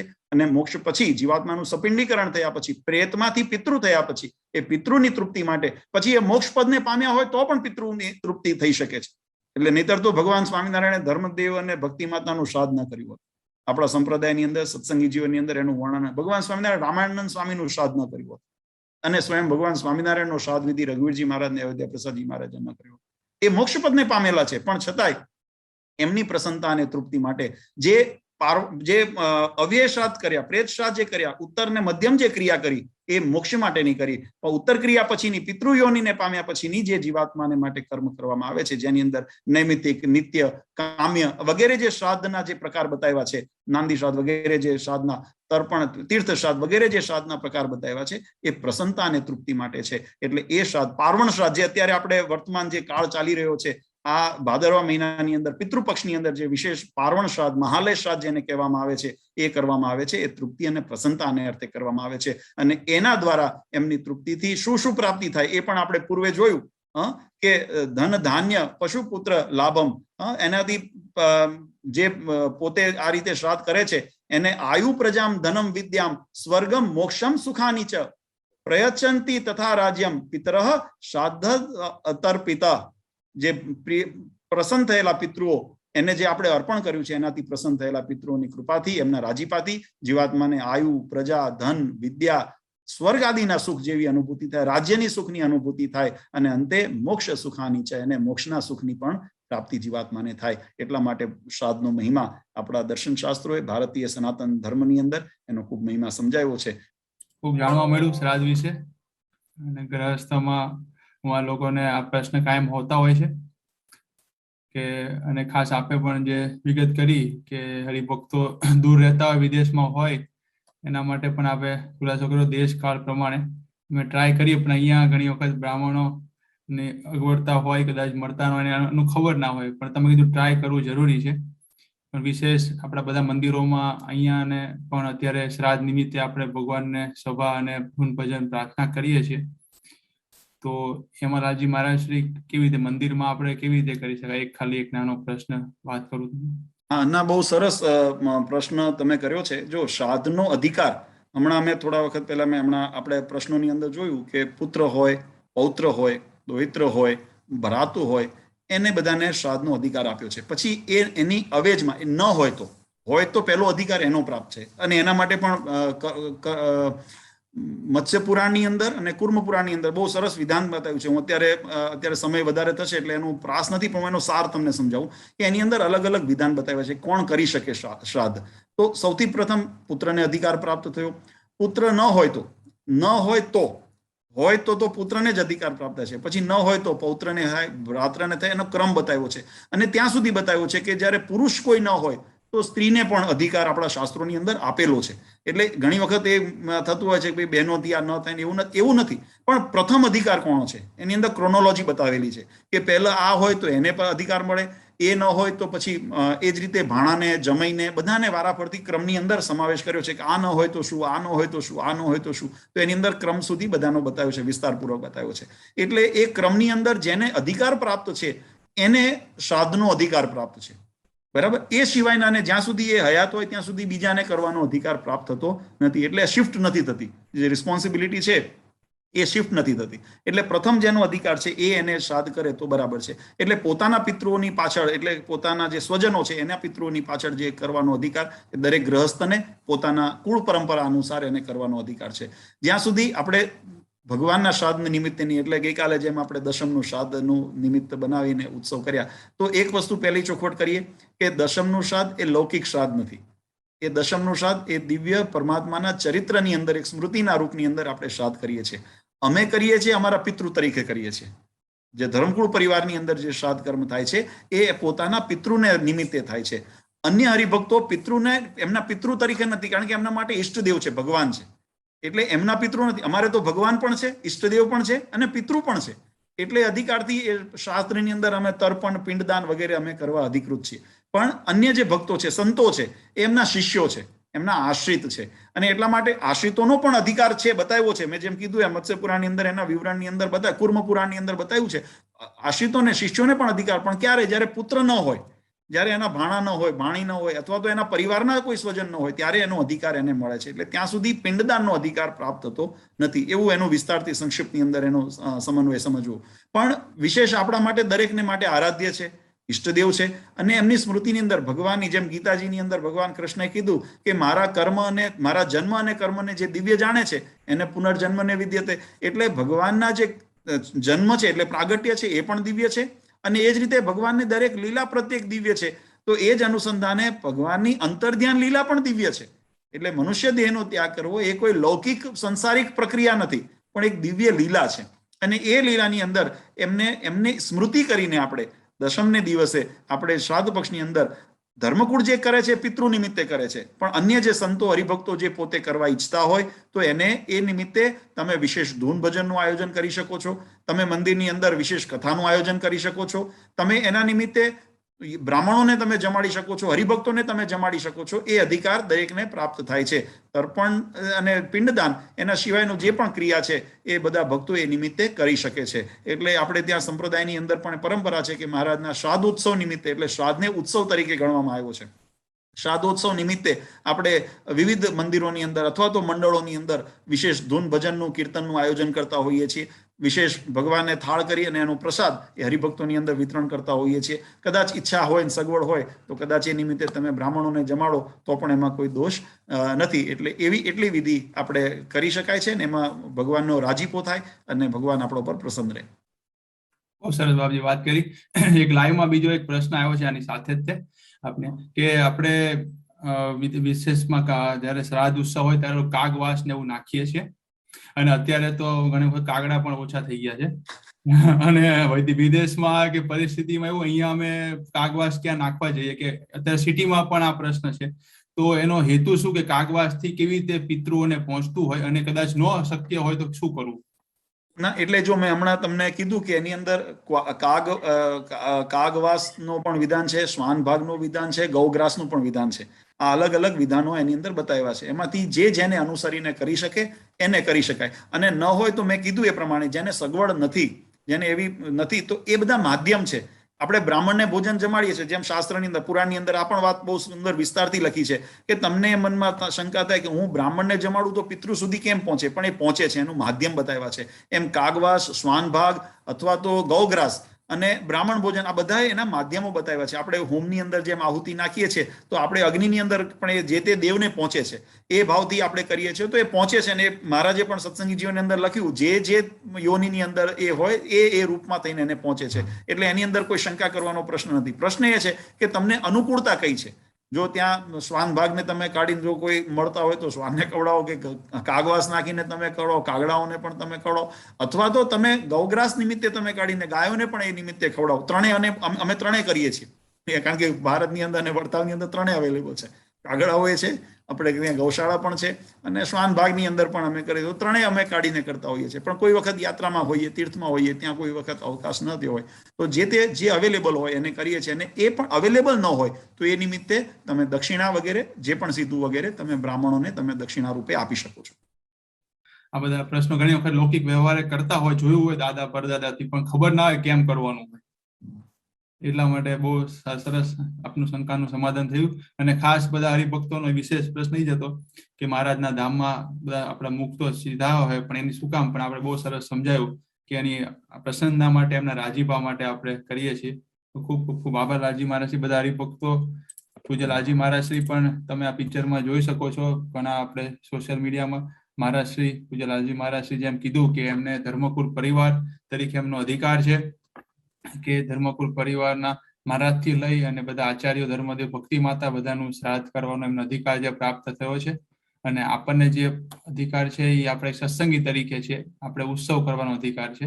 તો એ પ્રમાણે પૂજ્ય લાલજી મહારાજશ્રી બાલાજી મહારાજશ્રી અને પૂજ્ય લાલજી મહારાજશ્રી જે પ્રમાણે વર્ણન કરતા હતા, બધી સ્થાપન ને બધું આ તમે જોઈ શકો છો. થોડુંક જો તમે અને જો ઝૂમ કરો તો અહીંયા સ્ટડી કરો તો હું તમને સમજાવું કે ક્યાં છે. જો અમારા જમણી બાજુ આ બે પાટલા દેખાય છે પાછળની ભાગમાં, બે, જો આ 4 થાળીઓ અહીંયા ઊભી લાઈનમાં છે ને 2 થાળી અહીંયા છે, આ ઋષિ પાત્ર છે.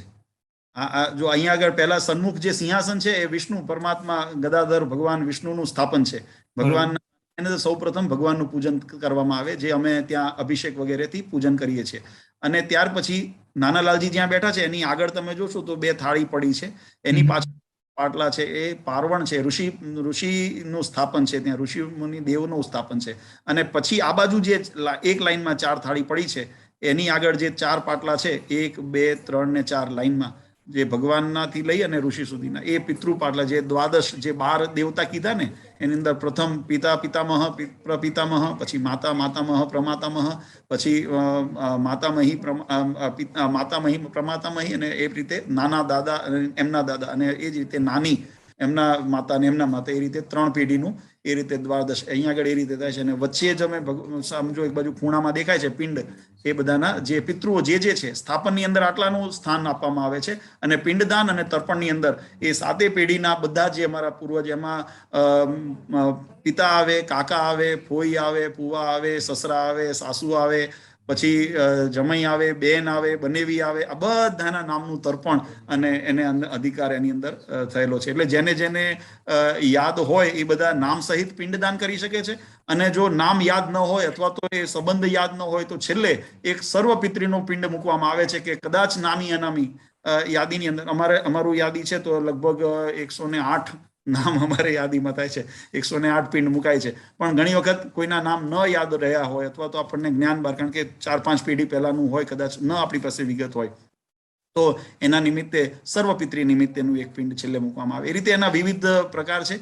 અને એનું શ્રાદ્ધ થાય છે, એનું પૂજન થાય છે, એમનું પિંડદાન થાય છે, એમને ભોજન કરાવવામાં આવે છે. એ નિમિત્તે અહીંયા બધાને પ્રત્યક્ષ તમે જોઈ શકો છો, એ રીતે બધાને પ્રત્યક્ષ થાળ ધરાવવામાં આવે છે, વસ્ત્ર આદિ ધરાવવામાં આવે છે. અને એ નિમિત્તે પછી બ્રાહ્મણોને પણ યજ્ઞ, અને એની પાસે યજ્ઞ વગેરે, અને બ્રાહ્મણ, એ બધા એના વિધાન અલગ અલગ છે. તો એ રીતે શ્રાદ્ધ થતું હોય છે. બહુ સરસ બાપજી, આપણે જો દર્શન કર્યા પણ ખબર ને, આજે આપણે સમજાવ્યું કે કેવી રીતે હોય છે. બહુ સરસ રીતે આપણે પ્રતિપાદન કર્યું. તો બધા હરિભક્તો, આજે 11 છે, હજી 4 દિવસ બાકી છે. અને છેલ્લે આઈ થિંક બાપુજી સર્વ પિતૃ શ્રાદ્ધમાં કદાચ, હા, એટલે એટલા માટે અલગ અલગ દિવસોની તિથિનું જેને જ્ઞાન હોય તો તિથિ એ કરતા જ હોય છે. પણ જેને જ્ઞાન ન હોય, જ્ઞાતા જ્ઞાત એવો શબ્દ આપણા શ્રાદ્ધ વિધિની અંદર આવે છે. જ્ઞાતા જ્ઞાત, એ જાણ્યા અજાણ્યા કોઈ પણ હોય એવા જે પણ પિતૃઓ હોય, એનું સર્વ પિતૃ નિમિત્તેનું અમાસનું શ્રાદ્ધ આવે છે. તો બધાના નિમિત્તે, અથવા તો તમારે માનો કે તિથિ ખબર છે પણ ચાલુમાં શ્રાદ્ધ નથી થઈ શકે, કોઈને 30 છે, કોઈને 5મ છે, અને તમે નથી કરી શક્યા, તો એ બધાનું નિમિત્તનું ભેગું કરી અને તમે છેલ્લે સર્વપિતૃ નિમિત્તેનું શ્રાદ્ધ કરો, તો એની અંદર પણ સમાવેશ થઈ શકે છે. એટલા માટે મેં કીધું યથા દેશકાળ અને શ્રદ્ધા અનુસરીને પોતે કરી શકે છે. તો બધા દિવસો કદાચ ખ્યાલ ન હોય, બધા સંબંધીઓના ખ્યાલ ન હોય, આ અષ્ટ જે 12 દ્વાદશ દેવ બતાવ્યા એના આપણને તિથિ વગેરે ખ્યાલ ન હોય, નામ ખ્યાલ ન હોય, તો સર્વપિતૃની અંદર એમનો સમાવેશ કરી અને એક શ્રાદ્ધની અંદર બધા તૃપ્તિ માટે કરી શકાય છે. તો આ રીતે આપણે વિસ્તારથી શ્રાદ્ધને સમજીએ.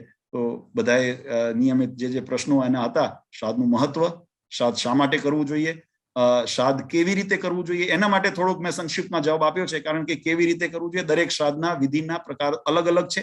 પણ એની અંદર સર્વાંશ જો જોઈએ તો એના માટે અર્પણ, તર્પણ અને પિંડદાન એનું પ્રમુખ સ્થાન છે. અને એના માટે દેવ ઋષિ પૂજન, એ પણ એના માટે બ્રાહ્મણ ભોજન, દક્ષિણા વગેરે એના માટે વિધાનોના વિકલ્પો છે. જે તે શ્રાદ્ધને અનુલક્ષીને એને સમજવા પડે. તો એ પોતાના જે પણ કર્મકાંડી, જે પોતાના કુલગુરુ હોય અથવા તો જે કુલના પુરોહિત હોય, એની પાસે એ સમજવા પ્રયત્ન કરવો. અને કોઈ વખત અવકાશ મળશે તો અમે પણ એને વિધાનને વિસ્તારથી સમજાવવા પ્રયત્ન કરશું. અત્યારે આપણે આ રીતે જે શ્રાદ્ધ છે એ પાર્વણ શ્રાદ્ધ છે, મહાલય શ્રાદ્ધ છે. અને એની અંદર દરેકે પોતાના પિતૃઓને પાછળ જેને યથાશક્તિ દેશકાળ અને સમૃદ્ધિ, આ 3 વસ્તુનો મહારાજે ત્યાં સત્સંગી જીવનની અંદર શબ્દ પ્રયોગ કર્યો છે. કે દેશ, કાળ અને સ્થિતિ, એને અનુસરીને જો થઈ શકતું હોય તો અવશ્ય કરવું. ન થઈ શકે તો કેવળ વંદનમ, કેવળ ભગવાનને પ્રાર્થના કરીએ, પિતૃઓને પ્રાર્થના કરીએ. પિતૃ દયાળુ છે, ભગવાન દયાળુ છે, એટલે એમનાથી તૃપ્તિ થાય. પણ ચોરી ન કરવી, ખાસ એ ભલામણ સાથે આ પ્રશ્નને આપણે અહીં આગળ પૂર્ણ કરીએ. સહેજાન સ્વામી મહારાજની જય.